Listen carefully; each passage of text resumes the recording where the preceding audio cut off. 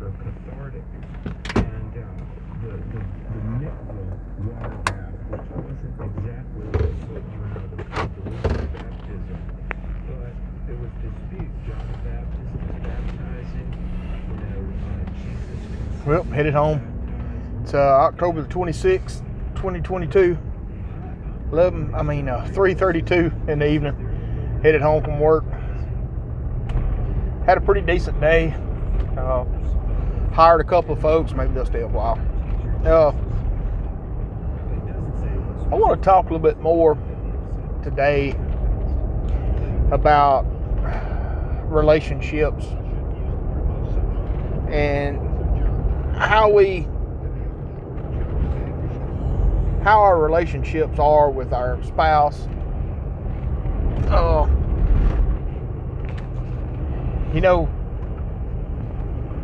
Nowadays, I'm telling you, nowadays, if you got somebody that's a spouse that supports you, that you get along with, and they support you in the things that you do, and they don't complain all the time, and they don't always demanding stuff, always wanting what you can't afford, what you can't do. They're not doing that. You better stick with them. Because people, it seems like for the last several years, me and Lori's been married for 31 years. 31 years. It's a long time. And we've had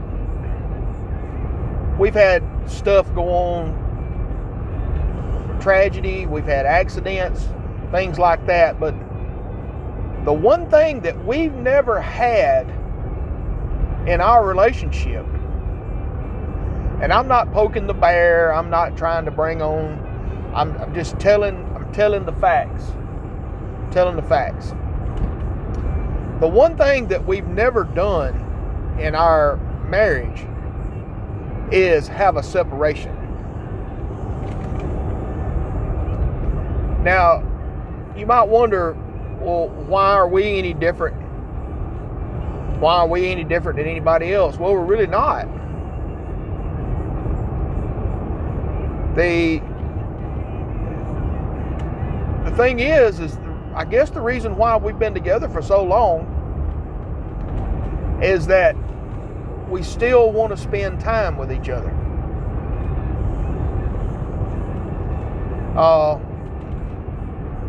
Now we don't get to spend just us time together anymore like we used to, for the simple fact of Gibbs. And I'm not complaining, because in our marriage, we went for 24 years. In our marriage, we went 24? Yeah. For 24 years, we went in our marriage without this issue or problem, or not a problem, but this matter. In other words, we didn't have a child. And I look at him as a miracle and a blessing in our life each and every day, because he is an actual miracle, because it wasn't supposed to be able to happen. But anyway, even before Gibbs come along and everything, me and Lori, pretty much, we done everything together.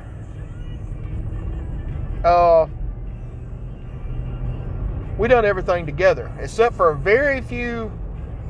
just a few times.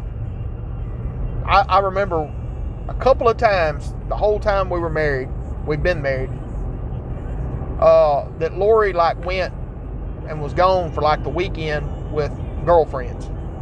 She done that a couple of times. A lot of people will be like, well, that's insane to let them do that. That's crazy to let them do that. Well, I did. We did. And so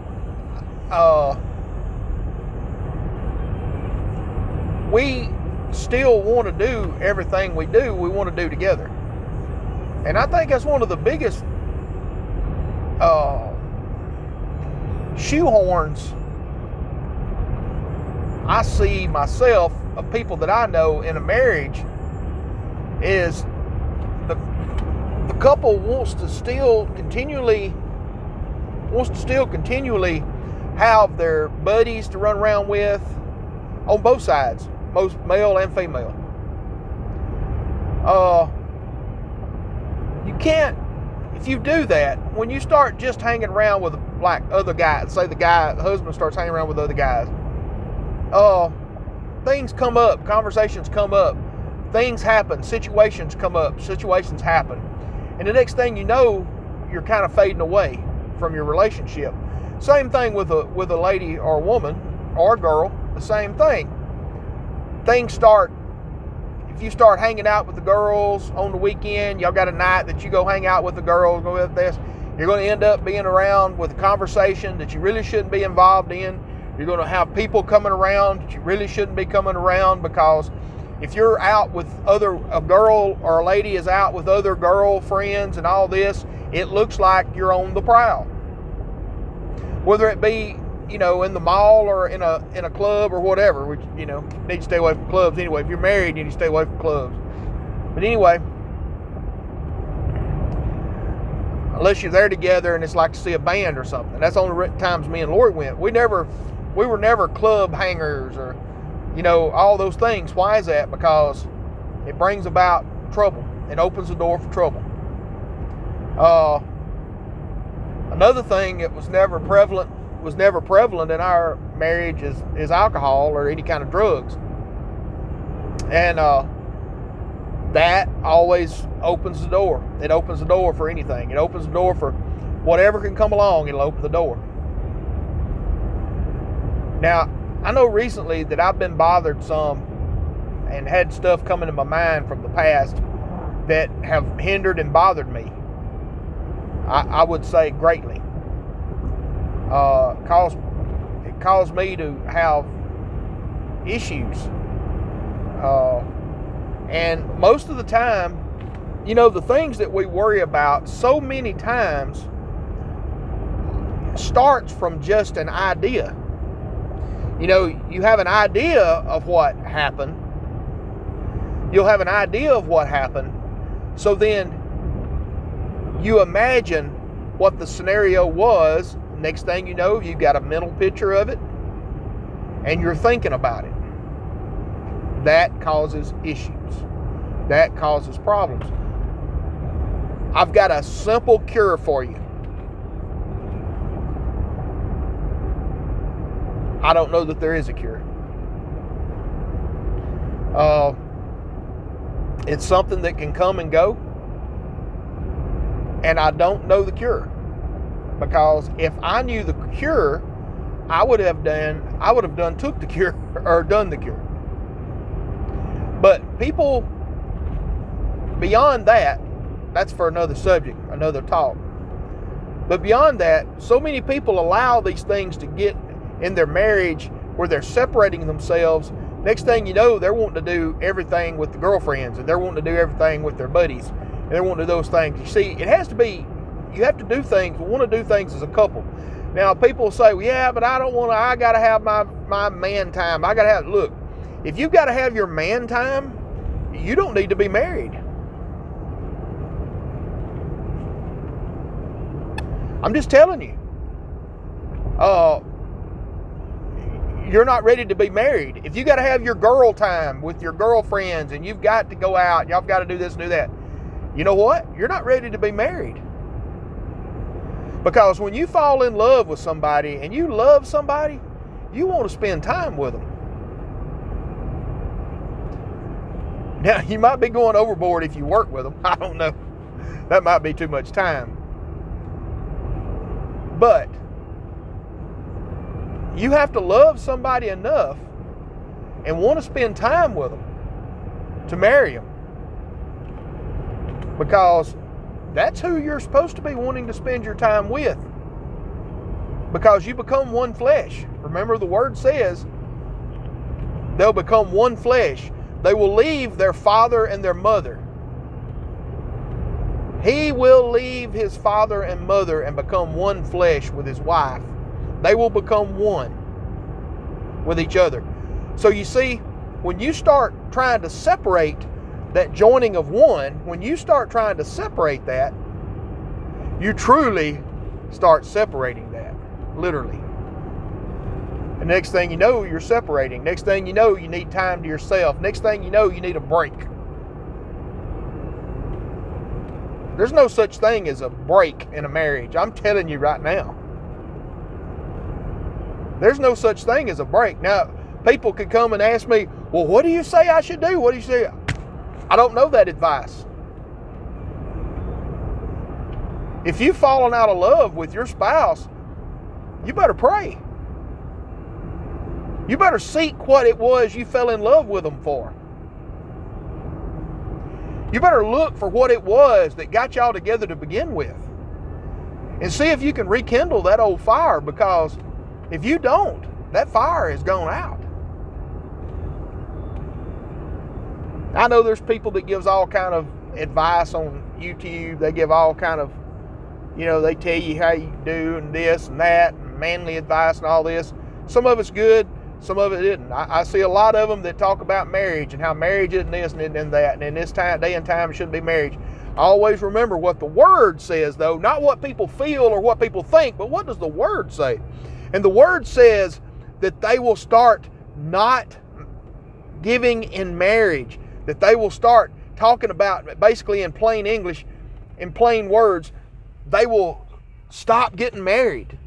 They won't want to get married. In other words, they want to get everything you get from a marriage relationship without getting married. You see, everybody wants to have sex. Everybody wants to have all these other, all these perks of it, but they don't want to commit to a person. Do you realize that if that wasn't it? I heard this girl interviewed the other day on the street, and she had a sign. She was pro-abortion. Pro-abortion? Okay. She says, yeah, this is going to make me, now this is what she said. This ain't what I said. She said, this is going to make me have to be way more choosy and picky about who I sleep with. So what that tells you is that what happened with Roe versus Wade is starting to make morality an issue with people that it's normally, they didn't think anything about morality. Isn't that pretty amazing? Isn't that wild?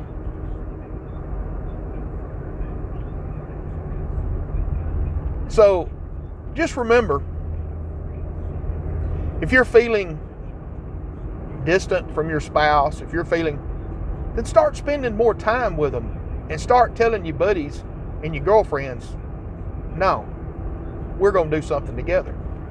Now you'll say, oh, I ain't doing that. Well, your candle, your light, your fire may be out. You better get in the Word of God and understand what the Word of God says. You better understand what the Word of God says. The institution of marriage was created by God for the children of God.